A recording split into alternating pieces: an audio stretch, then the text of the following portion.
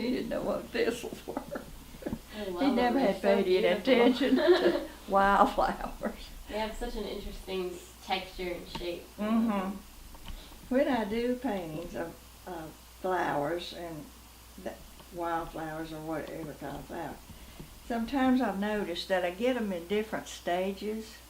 I know I gave a little pen and ink a la watercolor to my cousin this past year. He had his 50th anniversary. And he pointed out in the painting of the dandelion, that's what it was, that I had it in 3 stages: the tight bud, and then the yellow dandelion, and then when it was a puffy ball and they were flying off, and I did doo-doo-doo, they were leaving. And he said, you had the 3 stages of that dandelion. And I said, I didn't realize that I did that. I thought, well, he paid attention to it.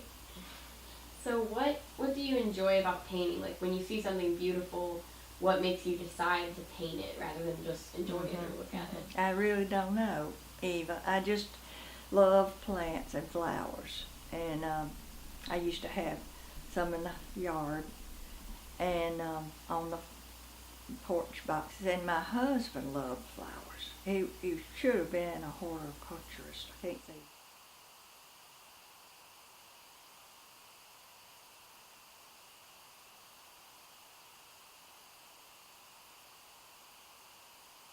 Hello. Nice to have you in our house, Thank my you. house.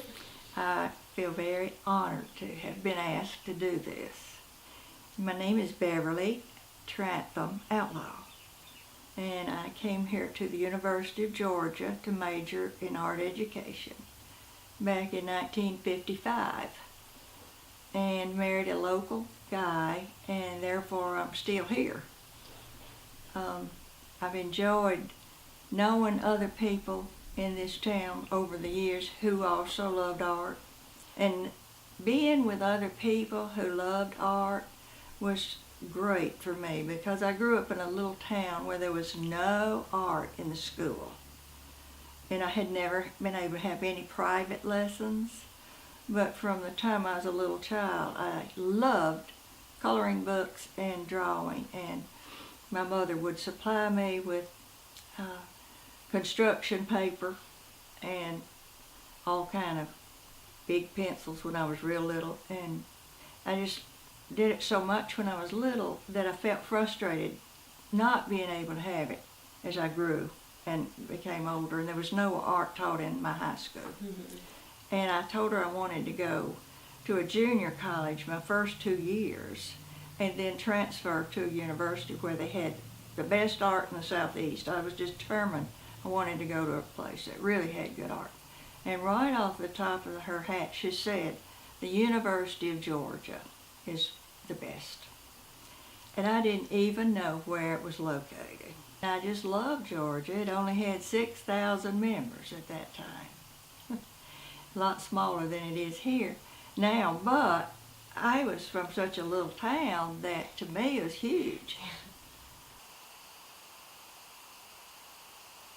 I think the reason that I didn't want to continue in school is because I was married and I wasn't sure where my husband would work, and I thought that had to come first right then, and I was not wanting to go back to school then.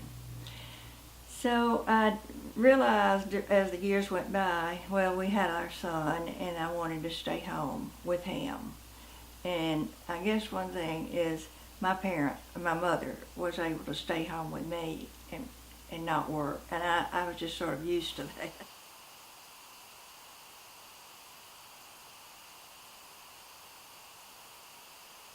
And I even tried my hand at painting for a story, for publishing a children's book. This is Country Mouse, and he's giving a grand speech. And he got up on the stump to be seen because he was shorter than a lot of people there. I've got a good many of those, but I sent it all off. My mother had written the book. It was let me think. Mother Goose had a party, And it was very original with her. She was a great writer. She wrote a book. And I thought that would be so cute to illustrate, because all of them got together in the woods and they had a great party, and it was such a fun time that they decided to have one every year. I sent it off to a well-known publishing house.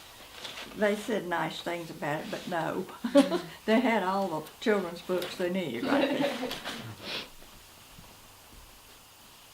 there.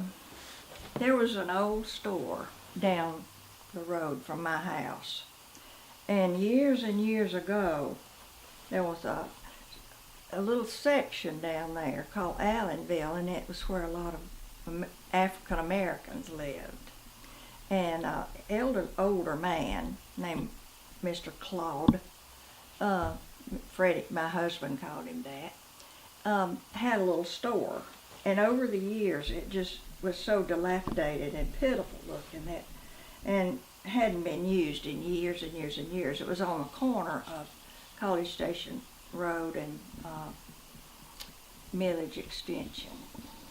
And my husband wanted me to draw that old store for him because we were afraid, he was afraid if I didn't do it soon it would be torn down. And he had gone down there as a little boy. He'd run down there when he was barefooted in the hot summertime and get him a tall RC cola and a moon pie. I never heard of moon pie till I came down here. My husband's influence on me was the reason that I did so much work, because he got me up out of the chair from watching television, and no, not literally, not at all, but he wanted to get all the supplies that I would need. He never cared, whatever it takes. Paint. He took paintings down to his office and put them all over the whole housing office. And then sometimes he would bring several home and take down some more. He wanted them down there. So that was one of my little galleries, I guess you'd say. Felt like, well, I'm not quite there yet. But at my age, I better get busy. So, yeah, when somebody asked me, "You're an artist, aren't you?" And I'd say, Yeah. I always thought of artists as really something, you know, like they have a fine studio somewhere, and they just, that's all they do, you know, just smell like paint all the time. I don't think you have to go that far. I think you qualify.